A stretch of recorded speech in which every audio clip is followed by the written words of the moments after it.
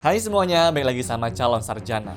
SimSimi, aplikasi yang dulu sempat viral banget, terutama buat para kaum-kaum jomblo ini guys. Seru banget deh dulu pokoknya.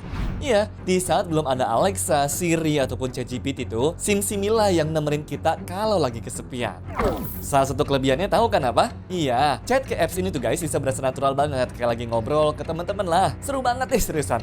Cuma sekarang sudah mulai nggak kedengeran lagi kan? Mungkin banyak juga tuh yang nanya, kemana sih aplikasi SimSim ini? Kenapa banyak orang yang nggak pakai aplikasi ini lagi ya? Singkatnya guys, aplikasi ini tuh hancur karena ulah para orang-orang yang pakai. Bingung ya kalian? Ya udah, tanpa berlama-lama lagi teman-teman. Hai, gua Andre dari Calon Sarjana dan inilah alasan mengapa SimSimi menghilang padahal dulunya sempat pernah viral banget. Aplikasi yang gambarnya anak yang ini sebenarnya udah ada sejak tahun 2002 lalu ya, dan asalnya itu dari Korea Selatan. Nama SimSimi sendiri adalah berasal dari bahasa Korea yang kalau kita terjemahin ke bahasa Indonesia itu artinya bosan. Cuma baru masuk ke Indonesia sendiri ya, seingat gue sih di tahun 2010 lalu. Waktu itu soalnya gue inget banyak banget tuh teman-teman yang pakai aplikasi ini di BlackBerry-nya. Menurut gue chat pakai SimSimi itu seru banget nih karena dia bisa ngejawab dengan bahasa-bahasa yang gaul gitu di masanya. Buat anak-anak Gen Z sekarang, kebayangkan serunya kayak apa? Ditambah lagi aplikasi ini bisa bikin kalian tuh aksesnya setiap saat juga. Jadi kalau jam 3 kalian tuh ngerasa kesepian, ya tinggal chat aja SimSimi ini. Pasti bakalan dibalas kok, macam punya teman virtual gitu kan. Tapi kalau menurut gue, poin plus dari SimSimi ini tuh ya adalah dia bisa kita ajarin. Misalkan kalian tuh ngechat mau curhat nih dan juga butuh disemangatin gitulah gara-gara habis putus dari pacar. Ya kalian bisa minta aja guys ke SimSimi-nya buat ngejawab dengan ngejelek-jelekin mantan kalian. Iya, biasanya jawabannya juga bakal kayak begini. Ngapain sih masih mikirin mantan? Banyak kali ikan di laut. Pokoknya yang jelek-jelekin mantan kalian deh. Nah, kalau ngomongin sistemnya, semua chat yang user kirim di SimSimi ini sebenarnya nanti tuh dikumpulin lagi sama aplikasi tersebut yang nantinya membentuk personality SimSimi-nya itu.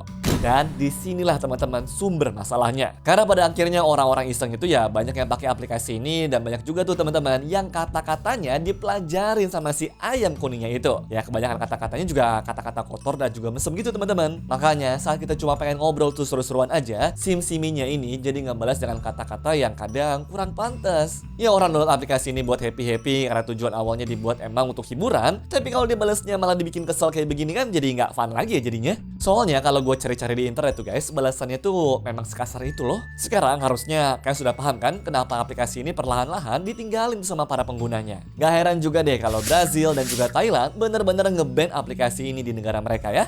Soalnya peminat dari aplikasi ini juga kebanyakan adalah anak-anak. Jadi bahaya banget aja kalau mereka tuh ngebaca kalimat-kalimat modelan seperti tadi.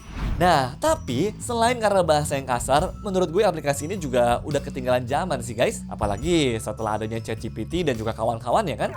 Soalnya perbedaannya tuh ya cukup drastis kalau menurut gue. SimSimi ini juga lebih dipakai cuma untuk ngechat doang kan. Mirip kayak aplikasi fake chat gitu teman-teman. Iya sih, dia tuh bisa mempelajari kata dan juga kalimat baru dari penggunanya. Cuma ChatGPT juga dan kawan-kawannya juga bisa. Di sisi lain nih, ChatGPT lebih mirip Google, di mana dia bisa menyajikan data yang bahkan kita butuhkan juga. Gak cuma chat sembarangan kayak SimSimi. Dari sini aja udah kelihatan tuh teman-teman kalau ChatGPT ya jauh lebih lengkap lah fiturnya.